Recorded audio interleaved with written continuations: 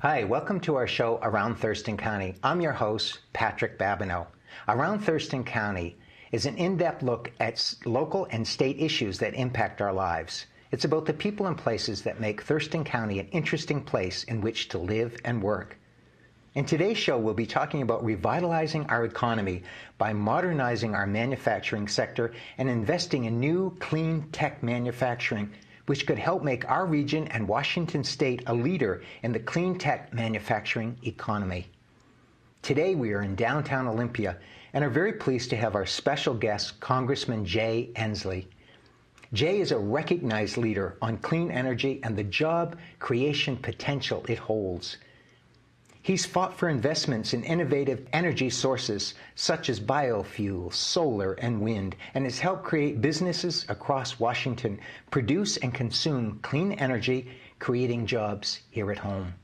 An advocate for developing new clean tech manufacturing industries, Jay believes that clean tech manufacturing will create countless new livable wage jobs here in Washington.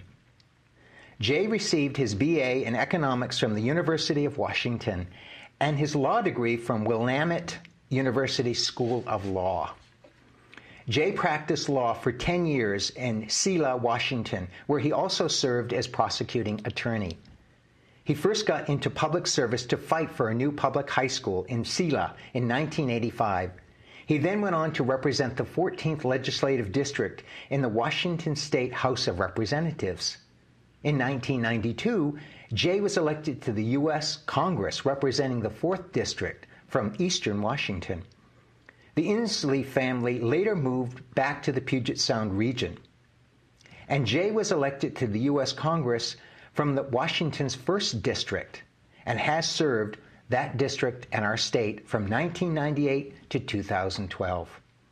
While in Congress, Jay has been a member of many congressional committees, subcommittees, and caucuses. Among a few are the Congressional Nanotechnology Caucus, the Congressional Internet Caucus, the Democratic Homeland Security Task Force, the House Medicare and Medicaid Fairness Caucus, the House Oceans Caucus, the House Renewable Energy and Energy Efficiency Caucus, and many others. Jay also served as co-chair of the Sustainable Energy and Environment Coalition and was appointed by President Clinton to be regional director of District 10 of the U.S. Department of Health and Human Services in 1997. Jay wrote a fascinating book called Apollo's Fire: Igniting America's Clean Energy Economy. The book was inspired by President John Kennedy's Apollo project, which sparked a revolution in space exploration. Jay Inslee believes that a new Apollo project focused on renewable energy is needed to revolutionize the production of energy while boosting our economy here at home. We're honored to have you today here, Jay, in Olympia, and we really appreciate the time you're taking to give to our audience. It's a great spot. I'm glad to be here. Thanks a lot. Thank you. Jay, if we can jump right into the questions. I remember when I was in graduate school and people were talking a lot about our country being in the post-industrial era. Mm-hmm. And I remember thinking that Sweden, Japan, Germany, they were keeping their industrial sectors, and, mm-hmm. and China and other countries that were beginning to boom, they were actually going after manufacturing. Mm-hmm. You were one of the few people early on that kind of warned us that we needed to both maintain our traditional manufacturing like aerospace and others, and also get into the new clean tech manufacturing.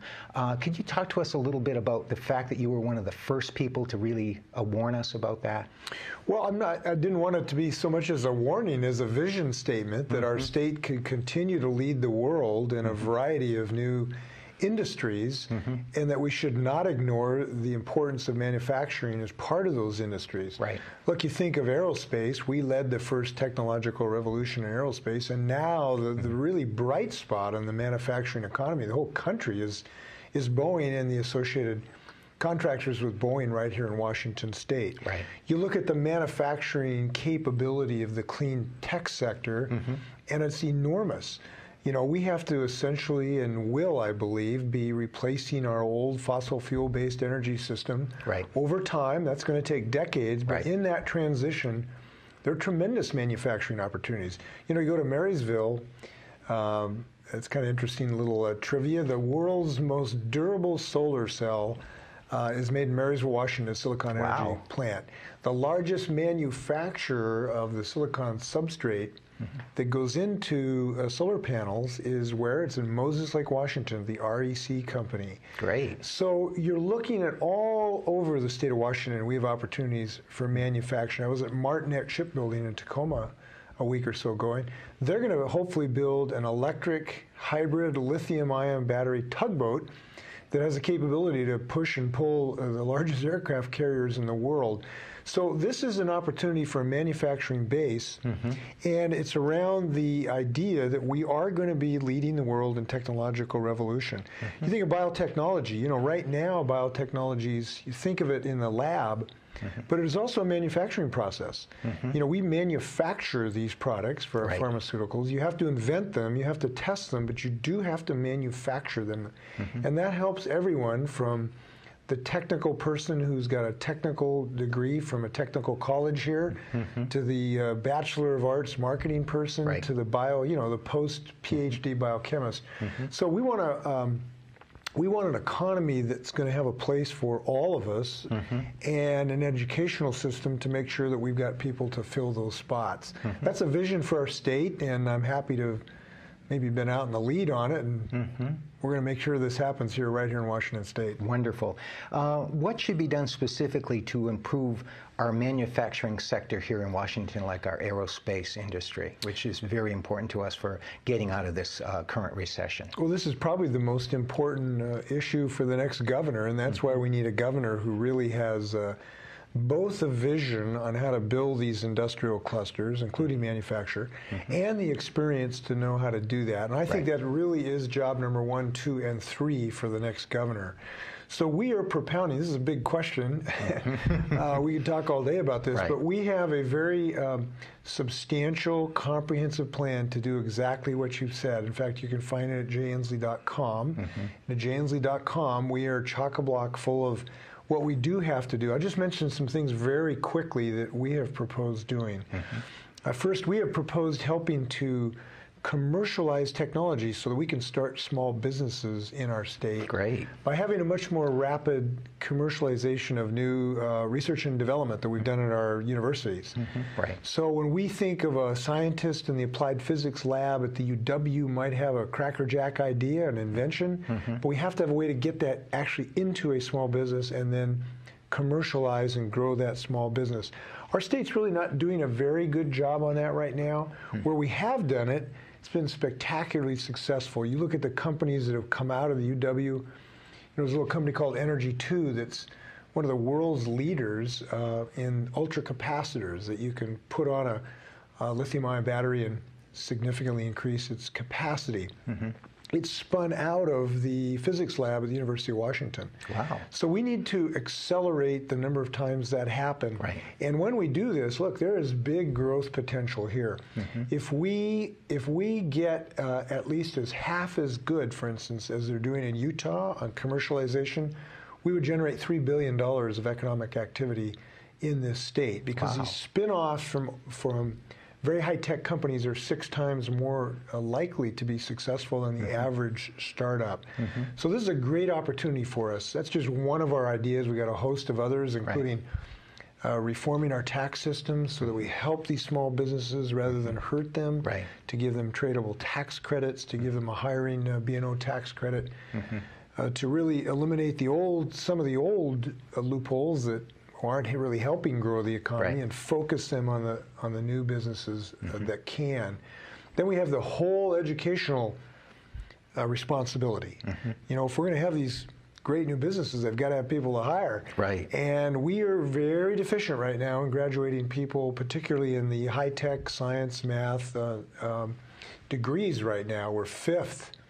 Here's good news. We're 5th in the country in per capita for high-tech employment, but we're 45th in the production of students who have the technical degrees, both 2- and 4-year degrees and advanced degrees to do these jobs. So that's a huge gap. Haven't you been saying that we should really, there are these companies that are hiring thousands of people, oftentimes hire people out of state, that we have people in state, our kids, as well as displaced workers here in Washington, who could be hired if our educational system was in some way retooled to help them? You bet. That's the skills gap that is so glaring. When you're fifth in the nation in the number of technical jobs, right. But when you're 45th in the nation in the number of your students you're graduating to fill them on a per capita basis, obviously we know where those people are coming from. They're somebody else's kids in some other state, and they're being imported here, and we love them wherever you grew up. Sure. We welcome everybody. Right. But let's make a responsibility and fulfill our paramount duty of the state.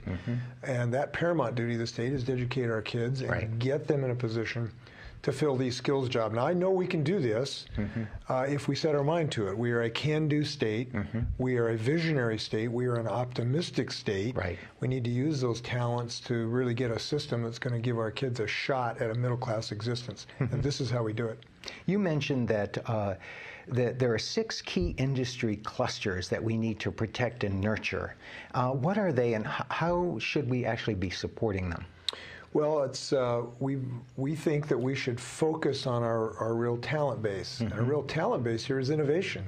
That's the spirit of Washington. That's we create, we invent, we build.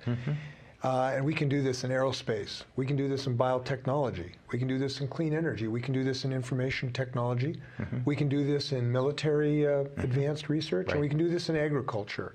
So we have designed a suite of tools to make sure that each one of those industries fulfills its potential here. And so this concentrated strategy is designed to use a very Washington-specific economic development program. I think a lot of, frankly, governors and legislators just try to, take something off the shelf and try to grow their economy. I think it's important to focus on what we do well and what the real potential for growth is, and that's in these 6 industries. So we have something for each one. Again, if people want to look, it's on jayinslee.com. And by the way, I welcome any viewer today who has ideas about this. We're traveling the state, talking to everyone. If you've got an idea, I want to know it, and if you've got a business, I want to help you grow it. So anybody's ideas, I'd like to hear about them.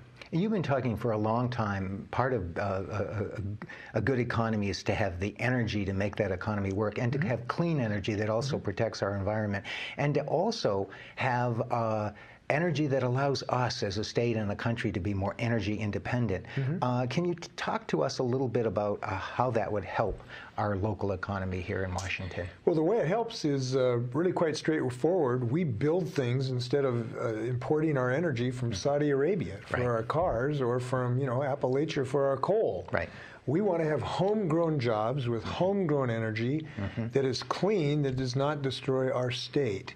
Now, we know we're capable of doing this. And one of the things that's exciting to me is that the vision statement that I put out about 4 years ago is happening. It's actually in real terms. It's going on in our state. I just read the other day, and I've got to fact check this to make sure this is true, but at least one reporter said that, when we started our wind energy campaign, and I and others, including Sam Garst, a friend from mine for Thurston County, we passed this initiative to require a percentage of our energy to come from clean energy sources several years ago. Well, as a result of that, we are now we have capacity to produce more electricity in wind power, absolutely clean, right here in our state, using homegrown electricians and machinists and truck drivers. People right here to create this energy. We have the capacity to produce more electricity than the Grand Coulee Dam. Now, that is a very significant achievement for our state to move forward to new technology. And now we're capable of doing it in battery technology for electric cars, in solar cell technology, as I indicated we're doing in Moses Lake, in the whole environment of the industries that are going to connect the internet to your homes so that it can be efficient and energy efficient, to the construction industry that can rehab our homes so that they're not energy hogs, basically. Huge number of construction jobs we can generate in that regard. And, frankly, things like public transit. Increasing people's access to public transit is a very important part of the energy strategy.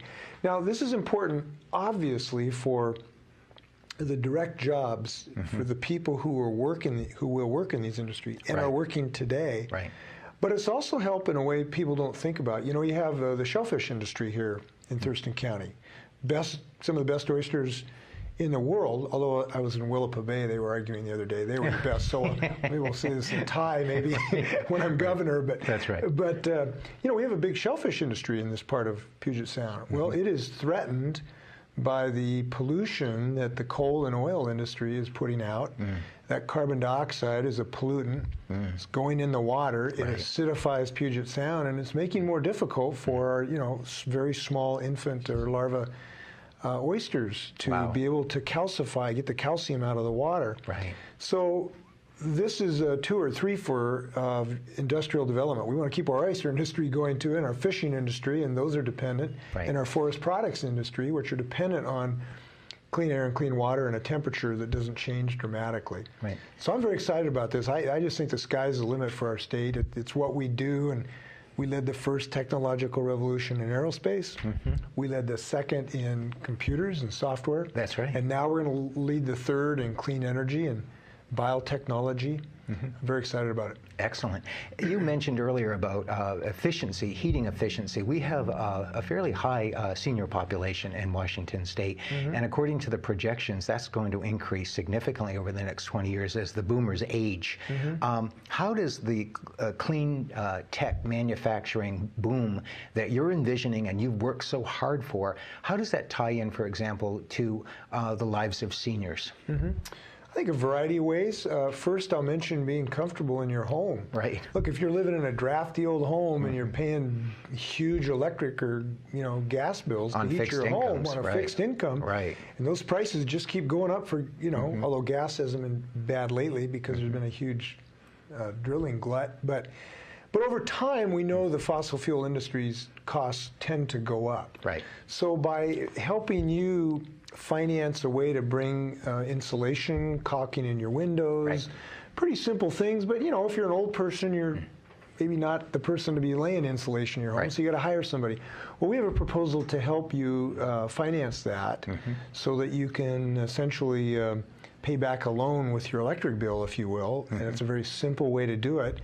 And so you decrease your energy costs every month. Wow. That's a pretty good deal for as long as the house is there. That's great. So that's one way. Second, a lot of seniors are depending on public transportation. We're going to increase access to public transportation.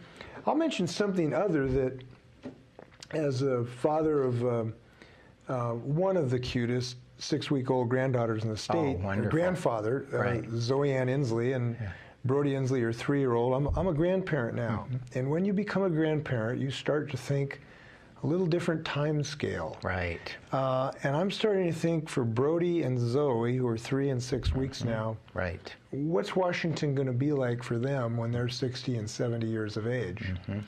I think it's kind of a sweet thing to think it's going to be as good as it is now. And there's going to be fish to fish, and there's going to be clean water to swim in, and we're going to have forests and trees that aren't dying by the tens of thousands, like frankly they are right now on the east side of the Cascades. Oh, that's such a bad thing for grandparents to think about. Yeah, that's very nice. That's very nice. You wrote this book here, Apollo's Fire, Igniting America's Clean Energy Economy, which is really a fantastic read. It was one of the most, and with the foreword by President Bill Clinton, and you wrote this 4 years ago, and it's probably as relevant now as it was then, even more so, where you talked about developing a clean tech economy that boosts jobs, that made us leaders, but at the same time protected the environment and made us energy independent. Based on everything you've seen happen, and as you said earlier, your vision is actually coming true because of what you've done and what others have done. Knowing what you now know, what would you add to this book, if anything? Better pictures. I don't know. So what do I know now I did not know when I wrote the book? I guess there's a couple cautionary tales, which is, don't let other countries get the drop on you. Wow, right. And one of the reasons I wrote the book is I wanted to jumpstart the United States to start moving on the policies that we need to inspire investment in these new technologies. Unfortunately, some other countries have followed my book better than ours have. The people in China, who is a country run by engineers, yes, they get it. So when I met with the president and premier of China, as I did a couple years ago, they told us, look, we're going to dominate the lithium-ion battery. I didn't use these words, but it was clear they wanted to be extremely aggressive in solar cell production, lithium-ion battery production, wind turbine production, and so they have gone out and they've been very aggressive to try to corner the market on these new technologies, and frankly, they've got out of the chute a little faster than us. So I guess the thing that I've learned is I wish more people had read the book, and maybe we would have had faster embrace of some of these policies. Now, the things we have done are working. Some of the programs we had to help companies get going, we were at 2% of the battery production internationally until we passed this bill to help get going. We're now at about 40%. Great. We have a very aggressive wind turbine development because of some of the policies we've advocated that are happening in the book, including right here. We are pushing back against the Chinese when they've sort of violated the law right now. They've been dumping solar cells on our markets, and so we've pushed back on them. So we're getting into the game. I would like to get us in there a lot faster. It's been very frustrating that, my friends across the aisle have chosen to ignore science, and kind of that flat Earth society has been a little too powerful right now in the U.S. Congress. But we can do things right here in the state of Washington. One of the reasons we're running for governor is, look, I believe, we don't have to wait for Mississippi or Georgia here. We can be masters of our own destiny. And we should be going forward as a state because that's the direction we go in. So I'm happy to lead in that direction. Because Washington State, as you said, has been a leader. And what you're advocating to folks is let's continue to do what we're good at. That's exactly right. And what we are good at is having a vision for new technological industries and helping our businesses have this tremendous entrepreneurial spirit. And I just love to see these entrepreneurs who get an idea. I met a young guy the other day down in South King County. He had this idea that he'd come up with the technology to be able to use compressed natural gas and retrofit taxi cabs so that they could burn natural gas and have 30% less carbon dioxide pollution per mile. And he went out and, came up with this idea, borrowed some money, hired some folks, and now he's up and running down there, and there's a whole bunch of cabs. When you get in a cab in SeaTac now, a lot of them are natural gas, so they're much cleaner vehicles to drive. And I love stories of Washingtonians who have enough gumption, backbone, and adventuresome spirit to go start small businesses. And they need, some policies that will support their entrepreneurial zest. Is that what you mean by smart government to help? You bet.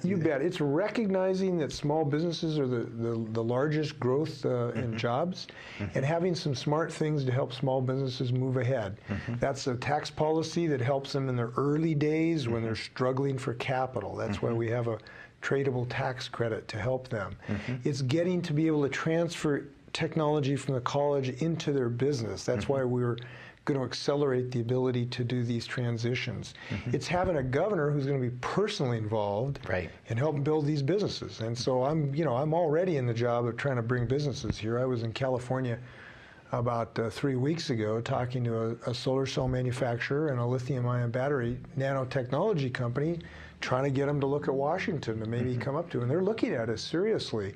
And I think a governor who's very intent on job creation can help that way. And sets the tone. You bet. Sets the tone and lets the rest of the world know that we're open for business. We want entrepreneurs. We want, if you're adventuresome, we want you here and we're going to help you. And we're going to give you a great employee base to do this with. And that's why I'm very committed to increasing access for our folks, not just young folks, but a lot of people in aerospace training. I was very excited. I was up at Payne Field a couple weeks ago and saw the first aerospace training program that I got started when I was in Congress. We got a grant to be able to help this aerospace training program. Wow. We need to continue this because we're going to have about half the Boeing workers retire the next 10 or 12 years. That's right. The baby boomers are retired. So we need to replace that to make sure we can make sure Boeing has the best skilled workers in the world, and which we have today. And it stays right here. That's and skill set is really the the single most important thing for that is to make sure we get the best workers in the world, which we have. But we got to keep that up by improving our educational opportunities. And briefly, is there anything else you'd like to share with our audience?